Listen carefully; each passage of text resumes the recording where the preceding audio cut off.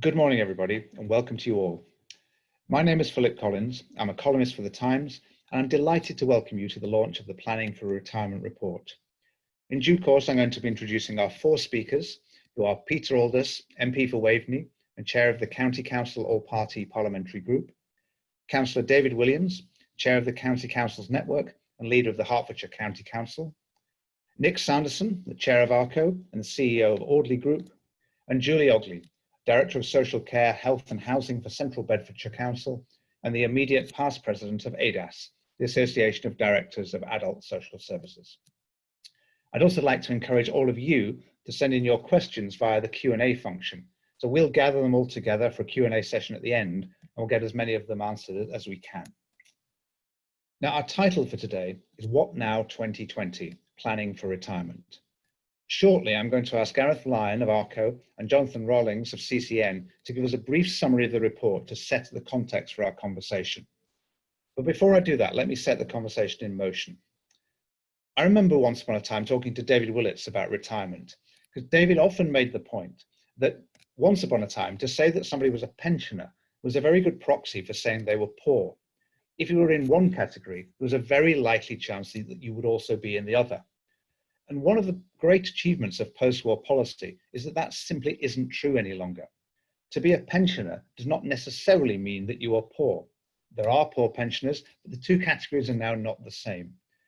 And I say this in order to remind us that we are capable of positive change. It can feel as though you get stuck in policy, but it is possible that we make steps forward. There are achievements. Some of the headlines in this area lately have been really depressing. So I just did want to start with some optimism. Now, of course, many of the aspects of retirement that we'll be dealing with today are just the function of an aging society. We have a very large generation that is coming to maturity. And so the issues we're going to discuss today are, in a sense, the aspects of success we've had in bringing so many people through to such grand old ages. Lots of these questions, too, of course, have been exacerbated and really highlighted and exposed by the coronavirus pandemic. So we've got an awful lot to talk about. So I'm going to hand over now to Gareth and to Jonathan, who are going to take us through a summary of the report, and then I'll come to the panel for their responses, and then over to you for your questions. Gareth. Thank you, Philip. Actually, I think Jonathan's going to lead us off on this one. So Jonathan, over to you. I'll take the latter half. Oh, hello, everybody. Welcome to this sort of esteemed gathering to discuss the findings of a new report that we're putting out today, obviously. Now, I don't think anybody here needs to be, reminded that older people's housing is an absolutely crucial issue when we come to social care. I think we can put the first slide up, please, Katie. And yeah, here we are. I don't think anybody needs reminding that older people's housing is a crucial issue. And when we come to thinking about how we're going to solve the social care crisis, and a crisis that's been sort of put into sharp, public discussion over the past few months with the pandemic, it's going to be as much about thinking about how we do things differently as much as it is about the money. The money, of course, being crucially important, but also the systems around it.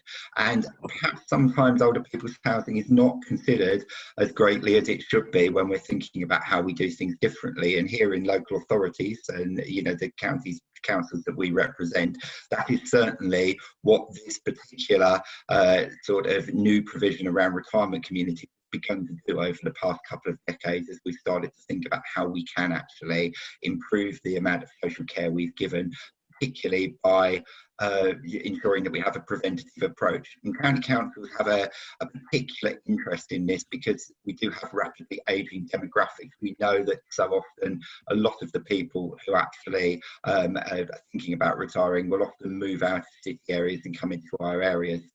So we actually wrote a shadow green paper a couple of years ago, and it made a recommendation about housing, and we, as part of this, then ended up in contact with ARCO, who saw that, and we decided that because we got common aims, we ought to come together and perhaps produce a report focusing on this angle a little bit more, and that's the genesis where this came from. So just to actually, with the next slide please, outline the aims and how this report was put together. Well, the aims of the report have largely been threefold. One, it was about assessing the value of retirement communities in supporting solutions to the social care crisis, that doing things differently that I was just talking about. In particular, wanted to consider why it is that other countries have a higher proportion of this type of provision than England. And certainly what seems to be the case is that comparable countries such as the US, New Zealand, Australia have up to sort of 6-7% of the retirement housing as this sort of provision. But in Britain, it's stuck steadfastly at about 0.5%. So that's like 10 times lower. I wanted to see why that might be so. And so the third sort of aim is also then to identify what the barriers to and the opportunities for developing the model of retirement communities more widely might be. In order to actually conduct this research and write this report, we drew from three key sources. One was a stakeholder roundtable, where we brought together key members of the local government family, both from social care and from planning, and we're grateful to our colleagues at the District Councils Network, two new areas who also supported us in that. We also did a survey of retirement community operators to understand some of the experiences they'd had in actually pushing development forward in different parts of the country. And then we also looked at practice examples and case studies from across our membership and from the ARCO family. Now, what this has actually led to, next slide please, is two principal findings. And if you go away with anything from this, it's hopefully these two findings. So next slide please.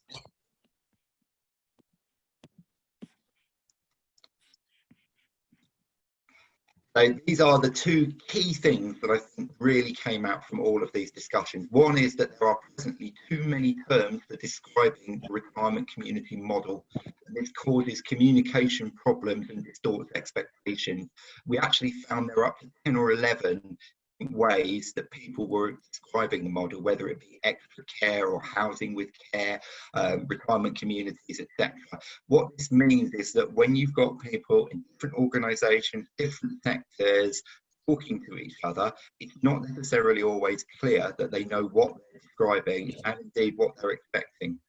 The other key finding was that the present planning system and associated regulation in England very much currently designed for quite a binary notion of you either have retirement flats and retirement housing over there that's sold as such, or you have care home and institutions over there. And we have two categories, C2 and C3, within the planning system that work very much on that basis, and is sort of differentiated by some of the regulations around that, including how much Section 106 in order to actually support the local authority in providing that. What we do think is that retirement communities show that there is a rather more nuanced approach towards housing for older people that is needed. So what are the sort of solutions we've put forward? Well, I'll cover the first one, looking at the terms, and if we could have the next slide, please. So pretty simple. What we believe is that government should agree a consistent term to describe the retirement community model. Obviously, that's the term that we would recommend, but there needs to be that consistency of language, particularly set by government when they're actually putting things forward, because so often we will fall into using the language that is put down into local authorities, into the wider sector, into the regulation.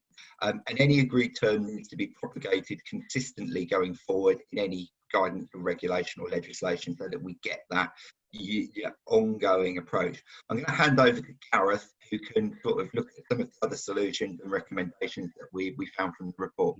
Gareth. Thank you very much, John. Okay, for the next slide, please. So the confusion around the term retirement communities is also reflected in the way that retirement communities are treated in the planning system. And that's why one of the key recommendations of the report is calling for a new planning category, which sits between C2 and C3, so between general needs housing and care homes, which would have clear criteria. And what we've heard very strongly from key stakeholders in local government and in central government is that the provision of care on site to the domiciliary care agency is essential to giving the reassurance to those stakeholders that this would be something different to them. And obviously regulation of the sector needs to be strengthened as well to give those stakeholders the peace of mind that they are getting some housing with care. And at the moment, that regulation that exists in the sector is largely provided on a self-regulatory basis through ARCO, but there are a number of areas where we believe that regulation needs to be toughened up centrally. And another solution for issue 2 is this idea of a central health and housing pot for 2-tier areas. This is to ensure that when district councils designate something as C2R, they're not going to lose out on Section 106 income, but will actually be able to draw on funds which are put in place to recognise the significant social care benefits which are being provided by retirement communities. Next slide, please. There's also a number of very important other recommendations which are included in the report. So a cross-government review of the role of housing with care in support of social care reform.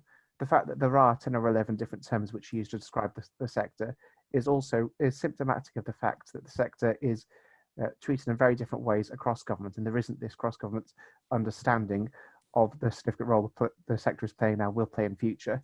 So there does need to be a cross-government task force which will pull together all the strands of thinking and bring a very joined-up approach to the sector's growth. A very interesting one which came from colleagues in district councils was that retirement community developments, because they place this key role in freeing up larger housing, and because they meet this really acute need for more housing with care for older people, that they should actually count double towards local housing delivery targets. It should both provide the incentive for councils to provide more and also recognise the unique role they play. Not enough local plans currently have provisions in place for retirement communities, and whilst there is ministerial guidance in place for older people's housing in general, we're calling in the report for more specific granular advice for the different options which exist, including retirement communities. And of course, the final recommendation is that there needs to be more awareness of what the options are out there, both within the policymaking world and within the general public, where it's still too often seen as this binary care home versus retirement flat model, whereas retirement communities are the fastest growing sector in older people's housing, and it's about time there was more public discourse on the role the retirement community sector will play. And I suppose to that end, this report is part of that. So I'll sign off just by saying thank you very much to CCN for the great work that they've been doing in this report. It's been a pleasure to partner with you.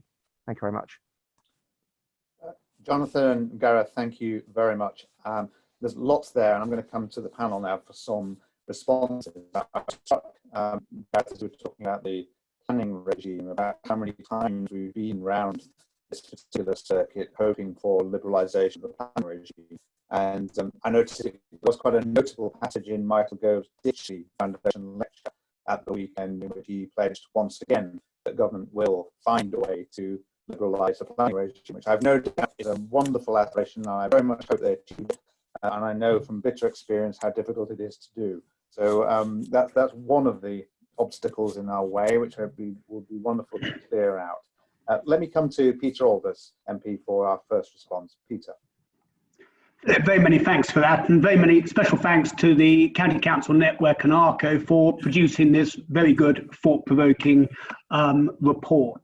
As I said, I'm MP for Waveney in Suffolk, Britain's most easterly parliamentary constituency. I chair the all-party parliamentary group for counties, where CCN provide the secretariat, and I also co-chair the APPG for Housing and Care for Older People, where my co-chair is Richard Best, Lord Best, who is, I think, the font of all knowledge on these issues. I should emphasise that a lot of the views I'm going to put on my own views and not necessarily the government's. And before I was elected in 2010, I was a chartered surveyor working across Suffolk and Norfolk. And yes, I did get involved in retirement housing of different sorts from time to time. And when I look at the situation now, it's not much different to what it was in the 1980s and the 1990s. The choice is remarkably similar. And for instance, there always has been this support retirement housing restricted to the over 55s. That was the case in the 80s and 90s. It's still the case today, even though we are all living much longer. I think the first thing I'm going to just mention 4 issues. I think the role of housing generally in policy, and we talk about all governments talk about housing a great deal, and how we've got to do better, but it impacts on all aspects of policy, and we see it here with better health and social care.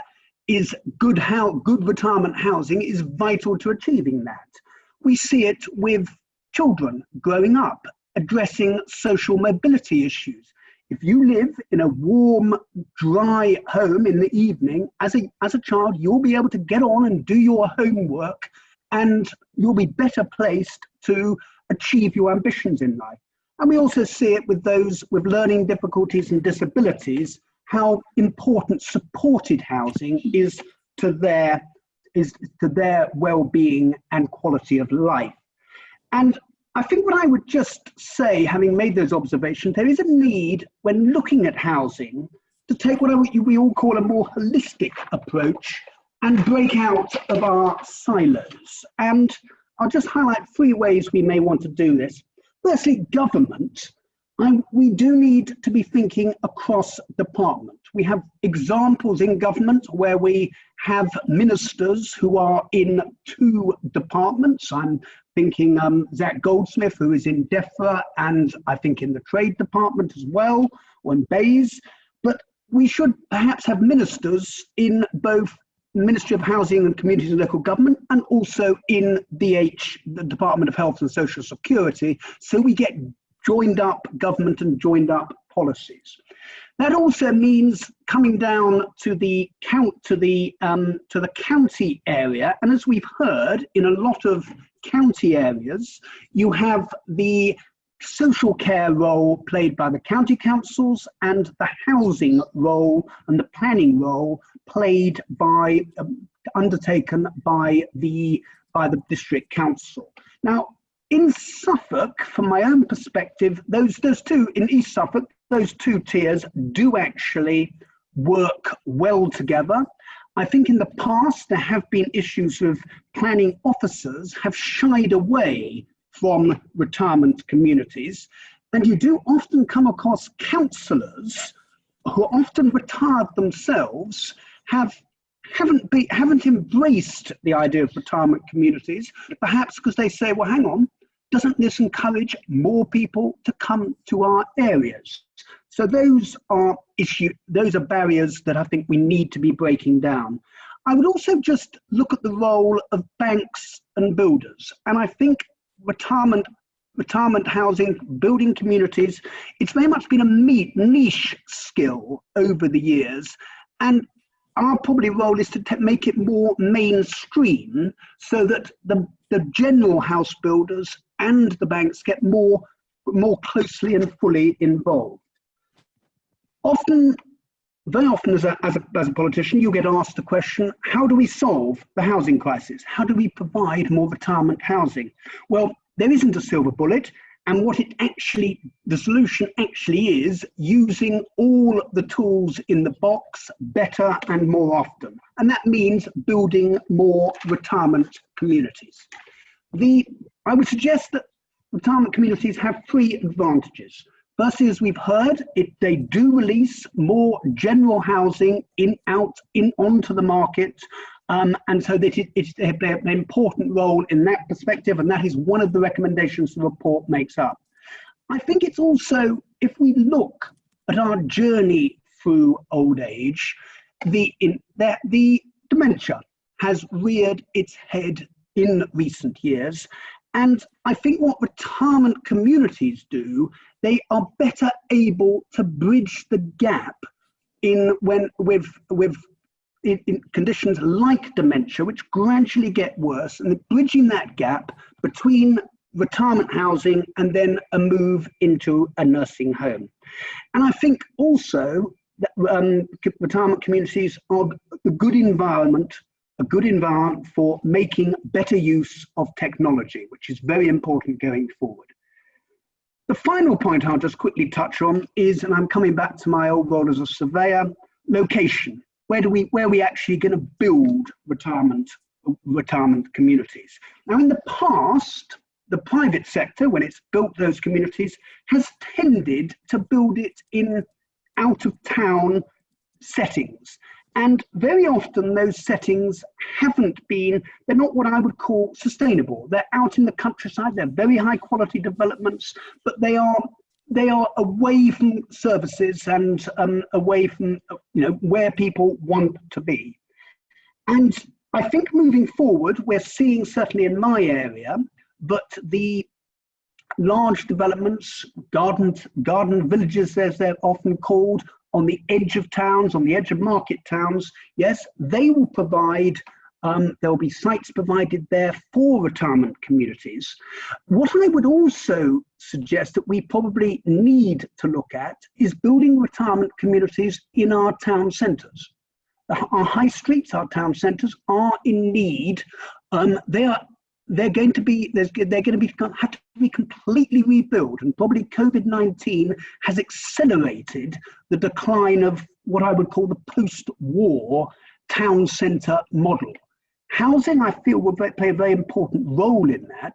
And I would just ask, why shouldn't we should be looking for retirement communities to try and bring them into the town centres. Now, that may well take quite a lot of skill in planning and architecturally, but I think our town centres would be better for that. And so let's have a look at that as well. But in conclusion, I welcome the report. I think it comes at an appropriate stage as the Prime Minister is setting about his build agenda. Let's bring this to the attention of those in government who will be making those decisions. Well done, and thank you very much. Peter, thank you very much. I can also add to your final remark about the Prime Minister who is speaking now. He has literally just said that he's going to build a cross-party consensus on social care, and that he's finalising plans to fix the problem of social care. So we can all rest assured that it's in capable hands. It's all going to be sorted out. Perhaps to add a note of scepticism to that optimistic conclusion, I'd now like to come to David. Philip, thank you. So I'm David Williams, and I'm the leader of Hertfordshire County Council, one of those upper tier authorities with a population of 1.2 million, and I also chair the County Council's network. So I welcome this collaboration between ARCO and CCN, and indeed this excellent report. From my perspective, there are two key issues coming out of the report. First, the role of housing in our residents' health and well-being. And second, the role retirement communities can play in terms of meeting specific housing needs, supporting housing delivery, and potentially, as Peter has mentioned, the role that can be played in town centre regeneration. So let me turn to the role of housing in health and well-being. The last 3 months has shone a spotlight on care homes, whether it's been in Skye, in Luton or Blackpool. They're generally modern and attractive and staffed with compassionate carers. However, as our report highlights, stays in care homes are becoming shorter, and they're becoming more focused on addressing the needs of the frail and elderly, often those with dementia or Alzheimer's. But the social care sector is much broader. So, for example, in my authority, Hertfordshire County Council spends over £1 million a day commissioning social care. The market is much bigger, as many of our residents will be supported by unpaid carers or privately support the fund the support that they need. Many will choose to live and be cared for in their family homes. Factors will include wanting to remain part of their community, sentimental reasons, and inevitably inertia plays a part. I'd also argue that the absence of a recognised alternative is an issue, and there is a story to be told here, as Gareth and Jonathan mentioned earlier. The delivery of care in a development of, say, 100 purpose-built apartments with the ability to step down or step up that care as needed is infinitely more efficient than the provision over 100 homes across a wide geography. So we've calculated in Hertfordshire that the predicted retirement community housing demand by 2030 equates to a total of 3,500 additional units, of which at least 1,700 would be for affordable rented tenants. We are not, however, predicting that we need any increase in care home provision, something that our planning authorities and developers need to recognise. So this all points to a compelling role that retirement communities can play in improving social care outcomes. The second role retirement communities can play is in terms of meeting specific housing needs. Meeting different housing needs is key to improving build out and housing delivery rates. A key concern for local authorities and for government. You know, if you're a developer selling 3-bedroom homes, you might be able to shift 100 per annum. If you've got a range of housing in a given area meeting many different needs, those build out rates can be infinitely higher. Buyers or tenants moving to retirement communities will often be downsizing from a family home, freeing up coveted accommodation, as has been mentioned already. The attractiveness of access to the services and the cultural attractions of city and town centres mean retirement communities must be part of the armoury for urban regeneration. They do require a certain scale, which I'm sure Julie from Central Bedfordshire may cover as part of their experience of delivering retirement communities at some scale. An issue that the planning system is that it's in many respects not sufficiently nimble to accommodate what are essentially new planning classes with different economics and different business models. The private rented sector is another example of a development type that sits uncomfortably in C3 residential. Key are the returns sought by institutional investors for whom long-term income streams are an attractive requirement to support pension funds and other long-term investments. So hence, I strongly support the planning policy recommendations and would urge planning authorities to provide for such developments in their local plans and allocation master plans. As Peter has said, unfortunately, I have seen too many master plans with care homes designated at the outer limits of a proposed urban extension. Instead, retirement communities, rather than care homes, should be specified and should be front and centre rather than at the margins of new development. So this requires fresh thinking, and a key factor is the recommended C2R use class. Thanks.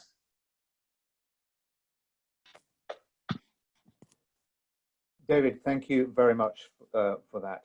Can I just remind everybody that if you do want to ask a question, please do send them in. That will give us the chance to collate them and put them into some sort of categories for you, so I can then pose them when we come to the end of our panel session. I'd like to invite Nick Sanderson to speak next. I think we've heard a lot about building and about residential care, and there's the two hats you wear, both as chair of ARCO and CEO of Audley. This is your bread and butter. This is your everyday. So, would you want to share with us a few thoughts? Yes, thank you, Phil. Hello, everybody. Firstly, I must say, with my ARCO hat on, very great thanks to the CCN and all the work they put into this report. It's not only come up with some really valuable conclusions, which we can come on to, but it's also representative of an important leap and a recognition that an organisation as important as CCN is turning its focus onto what we, obviously, who work within the sector, consider is a really important contribution to the whole debate about how we're going to properly house, care and support an increasingly ageing population. It hasn't always been like this. I've worked within the sector for some 30 years, and to hear the Prime Minister, so I'm delighted to say he makes a commitment to yet again having a further cross-party review of what's going to happen within social care.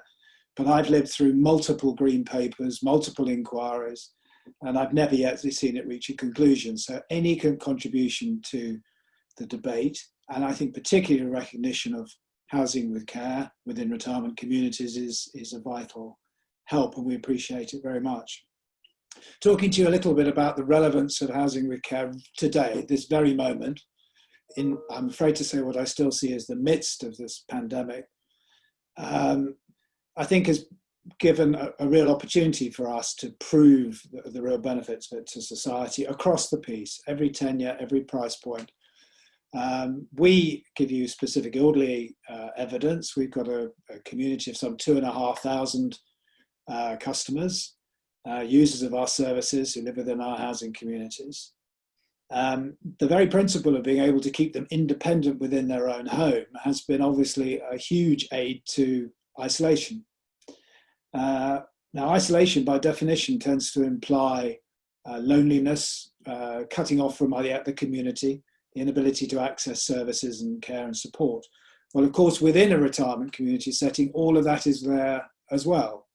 So as well as people living safely within their own homes, our communities have been able to give them not just access to care on demand, but also continuation of a lively community, a self-supportive community of not only their neighbours, but our staff. We've been able to support them in terms of giving them meals within their own homes, and critically, engagement, social engagement, often off of their balconies, but often increasingly through the use of technology, which has been a real acceleration of that development. So as a consequence, we can now say that at this stage of the pandemic, we have had next to no cases proven within our villages, 2 in fact out of 2,500. And sad though they are, I think that's a fairly strong outcome when you compare it with what exists to the flanks of us, with regard to nursing care and residential care, or indeed people making the other choice, which is staying within their own family home within the community.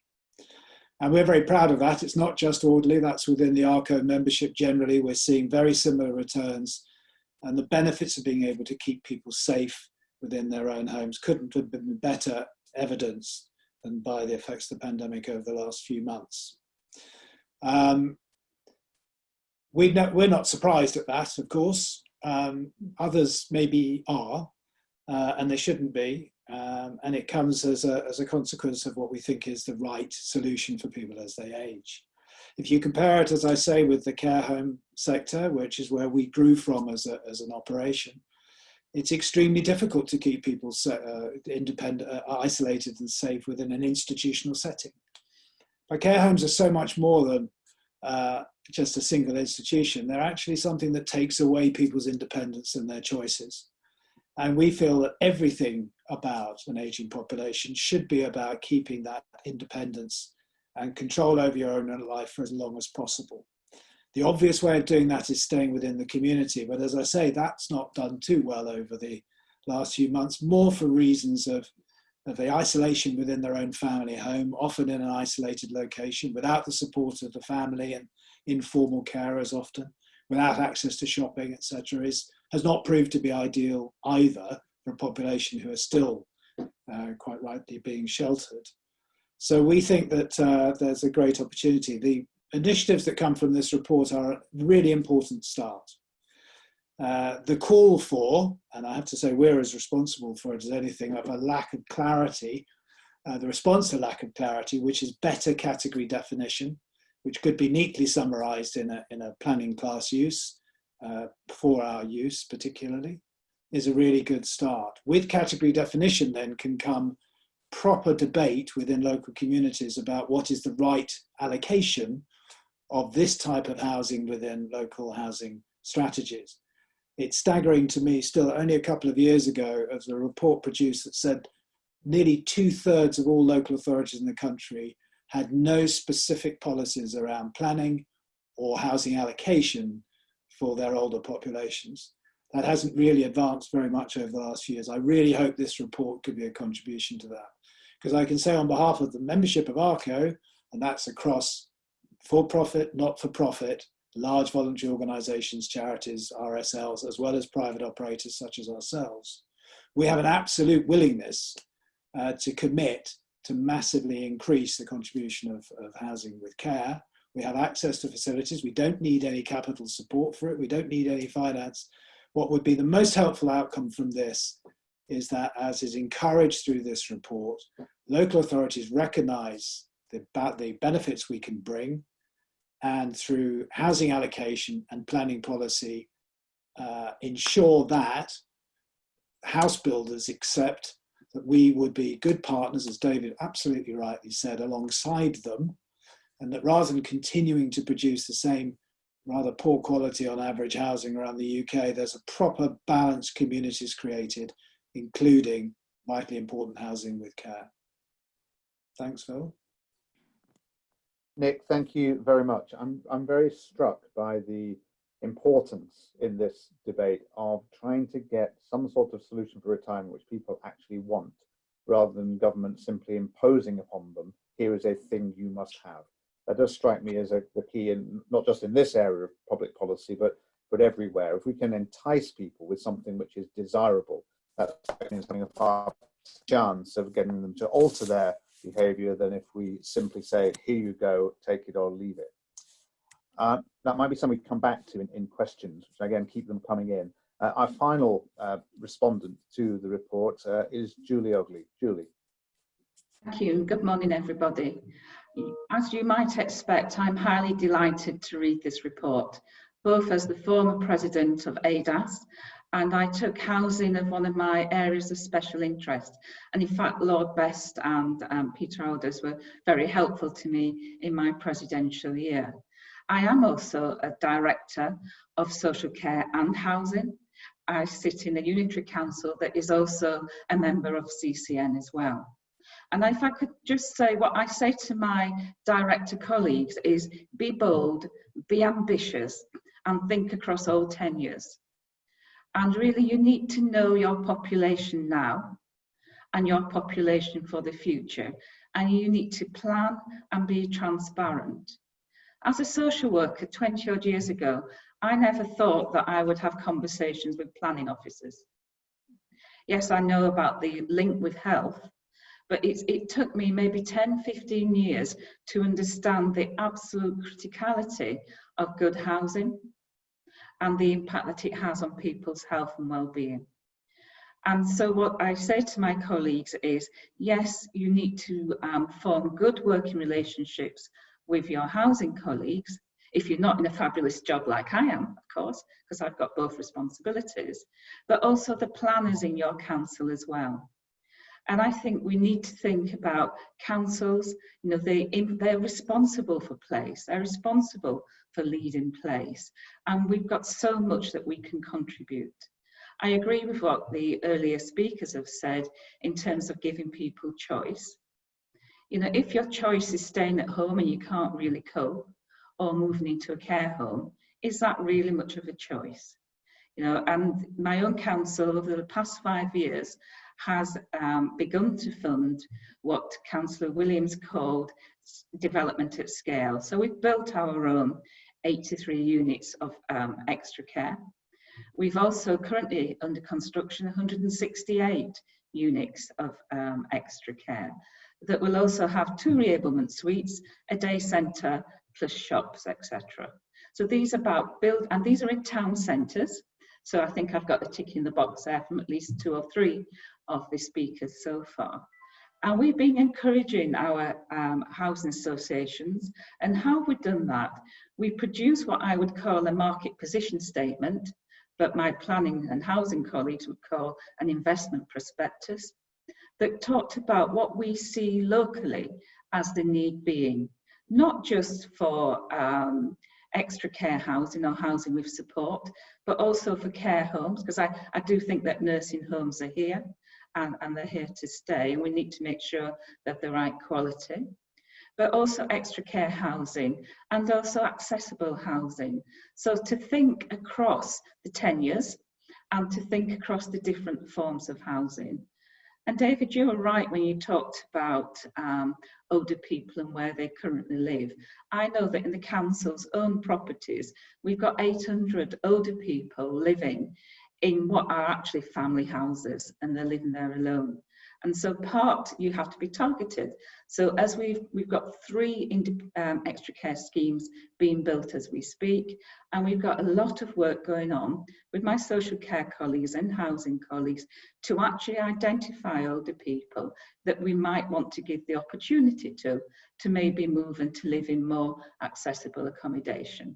And that works for the whole housing market. So what I was particularly pleased to see was that linkage between housing and adult social care reform. I cheered when Philip, you said that the Prime Minister had said he was going to sort social care out, because actually we need to do it, and let's hope that the time is right. I also just wonder, from an ADAS perspective, how we actually embed that relationship in councils. And I just wonder potentially whether we might want to see a health and wellbeing board responsibility, maybe shifting to include housing within its joint strategic needs assessment, and potentially to have the local plan to have the health and wellbeing board be consulted about local plans as well. I do think there is much more that we can do together to actually strengthen the grip that we have in terms of ensuring that people live good, healthy lives in good quality accommodation. So I'll leave it there, but again, what I would say to my colleagues is be bold and be ambitious, because we can do this. Julie, thank you very much. Thank you to all the panelists for those responses. I'm now going to come to some questions. And I've got a question here, which I quite like to put first to you, Nick. Because this must be something you've thought about a lot. A really good question about terminology we use in this policy area, and it might be off-putting. The question is, do the panelists have any concerns that the terms retirement and care might be off-putting, because in the 50s and 60s, can be part of the target market?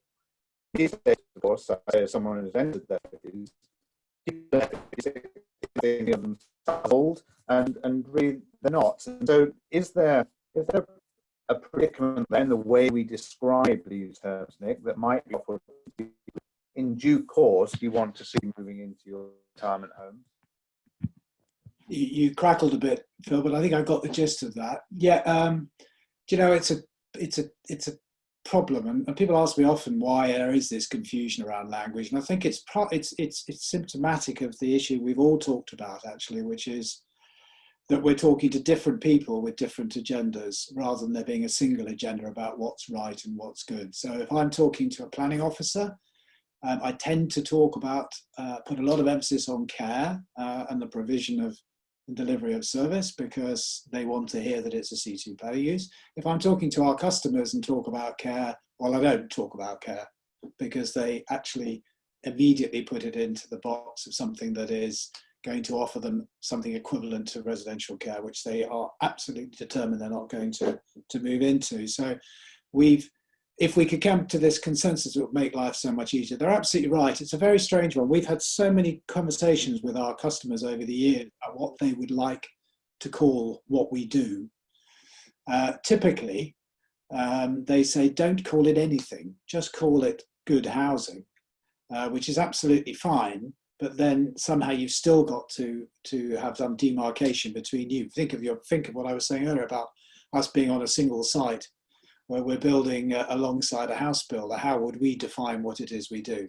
So you tend to default to being descriptive in the best way you can, which is to talk about age specific. The Americans talk about senior living, and others around the world have different interpretations. But if you can't categorize it, but I say again, I think the problem comes because of the lack of really good options and really good alternatives that people can attach to and say, yes, I would really like to live in a retirement village, by way of example, because they understand what it is, but they haven't seen enough of it. So they tend to default to what they know, and what they know is if it's grouped accommodation for older people, that sounds like a care home to me, and I'm not going to go. So it's a really, really challenging situation. And I think it's more about getting more better quality options for people that they can see and touch and feel to realise there's nothing to be frightened of. Okay, thank you. I've got another question here, which I'd quite like to put to you, David. And perhaps Peter and Julie too would like to comment on this. The question is, how do we get local plans to reflect the need which county councils have for increased retirement community provision? How do we get land allocated for them? David, that's not exactly an easy one, but if you could just fix that in about 60 seconds, I'd be very grateful. Well, the ultimate answer, Phil, is changing the way that we run local government.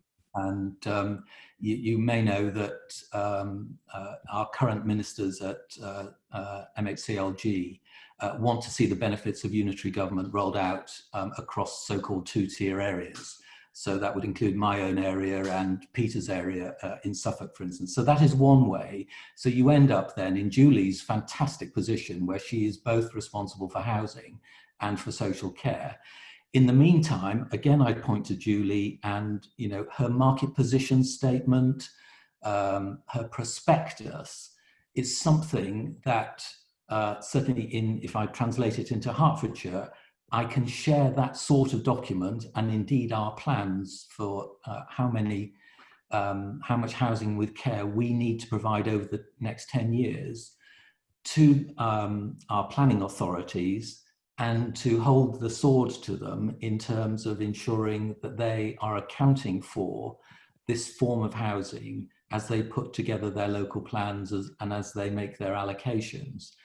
Of course, it's one thing to persuade the officers of those councils. We also have to persuade the councillors who sit on the planning committees.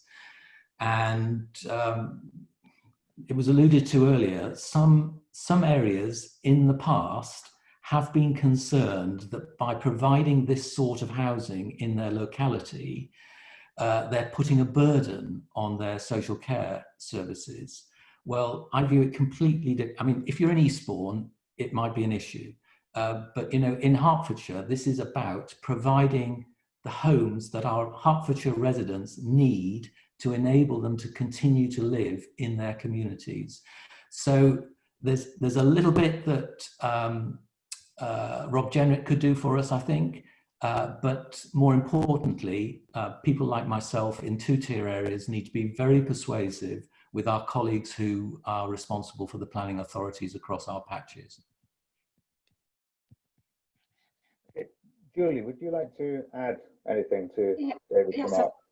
Probably. I think I would also say that councils have got land holdings of their own, as well as the rest of the public sector. You know, the One Public Estate initiative, we should really look at that just to see, are we maximising access to land? I've been successful with my own council in that it's bought land for development, and also it's used its own. And I think that's about getting the commitment and the understanding across the whole council that this is the right thing to be doing for our population. I do understand that that's more challenging if you're in a two-tier area, but we're serving the same people. So I think it is about getting that common understanding. I think local plans, I've come to understand them more in the last sort of 6-7 years than I ever thought I would need to. But again, I think it's about being evidence-based, you know, and explaining the need and explaining actually what's required, and then getting that either written into the local plan or looking for, you know, sort of guidance around sort of older people. We are all meant to be assessing the housing needs of older people. So that's another conversation to be having with your districts who have that responsibility. Thank you. Peter, I've got a question which relates very directly to a point that you made. How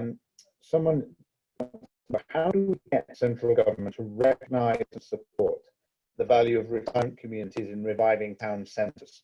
point you made very, very forcefully. How do we do it? We go back to central government and ask them to do things. What are we asking for?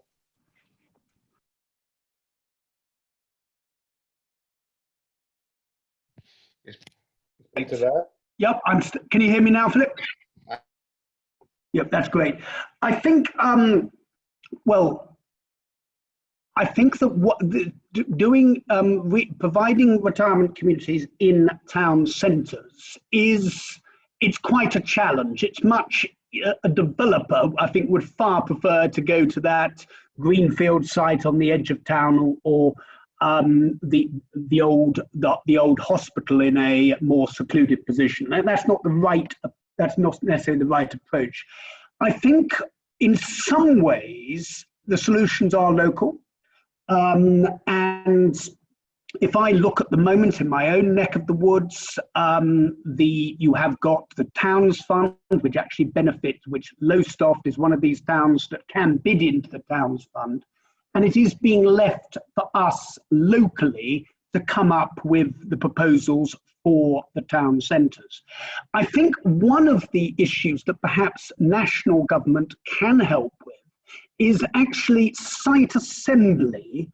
Putting together a site in a town centre is quite a challenge, and whether they can facilitate, government can facilitate and make it easier for compulsory purchase powers to be used so as to enable that to happen. There is obviously also, you may have decontamination works as well. So probably providing more funding for that is those are roles that I think national government can play to help this process. Okay, Nick, I mean, you've got examples, haven't you, of retirement communities which support town centre regeneration? I think as we see the recovery, hopefully as we come out of the COVID-19 effect, it's going to have a big effect on how we shop, how technology interrelates to our life, and I think that is going to change town centres even more, I'm afraid, negatively. And bringing, I couldn't agree with Peter more, bringing our customers into town centres as much as we can is a very, very brave, very important ambition. Because of course they live, everybody else leaves in the morning and goes to work. They spend their days there.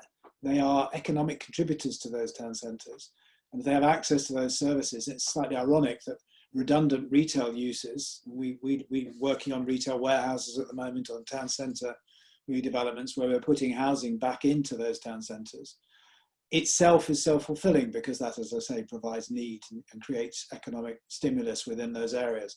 So yes, I would also make a case that we also have communities on the edge of town or in more rural locations, and not everybody wants to be in one or the other. There's a matter of choice. A lot of people have always lived in a rural location and would never swap it for an urban location. There are others who have been in an urban location who would never swap it for the country. If we follow trends, American trends particularly, urbanization or older people moving into town centres is very common and is happening more and more. And I think is something we should all be working towards.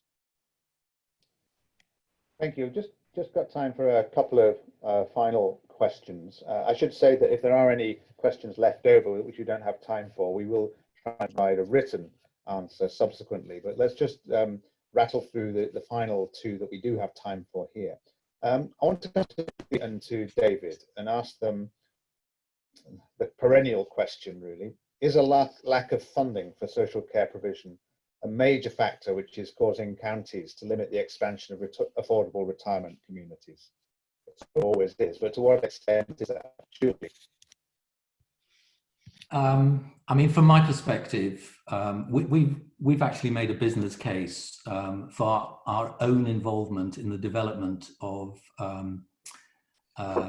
housing with care for social rent, where just the economics of providing care in one place for a large number of people at any one time is just infinitely more efficient than if you are getting in the car and going out to visit people in their homes across an extended geography. So we actually see this as a more efficient way of delivering social care. And the same applies, I have to say, with care homes as well.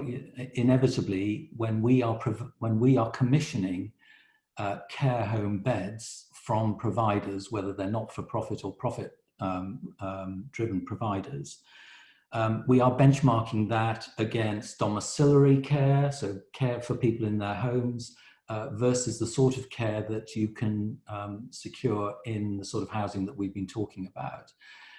And I have to say that this retirement community approach does tick all the boxes for running a more effective and lower cost care delivery system than we currently have at the moment. So it's just another argument, not just about what's best for our people, it's also a very effective way of ensuring that care is delivered for those entitled to social care. Thank you. And Julie?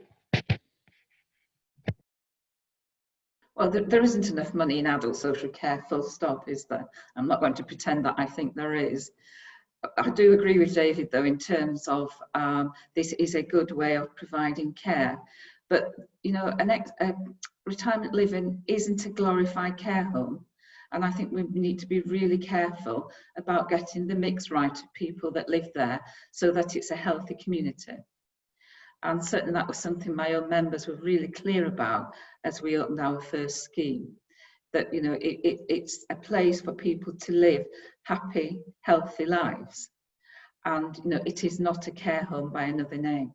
So again, I think thinking about what creates sort of healthy communities, and I know that colleagues in ARCO will understand this as well as everyone, I do think it is something for councils to think about. You know, I think it is a more economic option, but we shouldn't run away with the fact that we think it's a lot cheaper. It is a better way of living, I think. And so, Phil, you know, just to add to that, there is a big prevention element to ensuring that our residents are in this sort of arrangement, as opposed to being in their own homes, for instance. My final question is for all four of the panelists, and in a way it's the big one. I'm going to ask you what single thing you think can be done to improve matters. And the question is put very well and specifically, given that we are so far behind New Zealand, Australia, United States, in the percentage of all the people living in retirement communities, what is the single biggest thing we could do to shift where we are now to where we want to get to? Nick, let me come to you first, put you on the spot. I sort of partly went to it earlier, and this report is central to it, which is, and this conversation is central to it, which is it's a grown-up conversation about addressing the positive benefits. And let's be honest, it's positive we're all living longer. It should be made even more positive by making sure that people live better quality lives in those extra years that we're creating. Living in retirement communities, without doubt, adds to that. It's part of a bigger piece across, as David's rightly said, about prevention very early, proper engagement from primary care to people in the communities, looking after them through one piece. And then have a really brave ambition, but a quite reasonable ambition, which is exactly what everybody wants, which is keeping people out of residential care. Nobody wants to go into a care home. There will be people who always need to go in who have specialist end-of-life care. If you have that same objective, you will also stop people going into hospital for emergency admission. So it's a very brave, and it starts very early in the piece. How can we get there fastest? The easiest way of doing it, I would suggest, is what's one of the highlights of this report, which is we're here ready to do it. My colleagues in ARCO are ready to do it. The capital there is ready to do it. The market is ready for it, without question. The raw material we need, which starts the whole process, is land. We need to have local authorities, county councils working together to agree strategy that means that when we go and talk in a local area, there is a recognition of the need, the benefits of what we do, an appropriate allocation for our sort of use within the housing requirements of a local community. If you do that for us, and therefore make house builders have to come and talk to us, I promise you we will actually massively increase the delivery over the next few years. Thank you. Peter, what's your single thing that you, I mean, maybe you'd just like to agree with Nick, but is there anything else, a single thing that you'd like Yes, to I agree with add? Nick. That's rather old now, isn't it? Yes, I do agree with Nick. I think I would look for a change of mentality by everyone. There has perhaps in the past been an idea, oh, we leave that to the care homes, we leave that to McCarthy and Stone. Well, actually, it's a challenge for all of us. It's, as I said, for government to work together across departments, it's for councils to work together, and it's also for the private sector, for developers,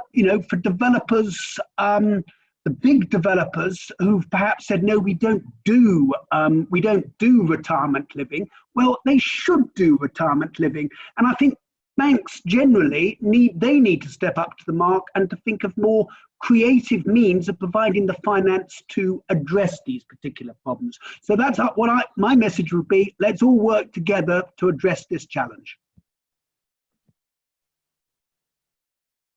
Thank you, Peter. And David, your final thoughts.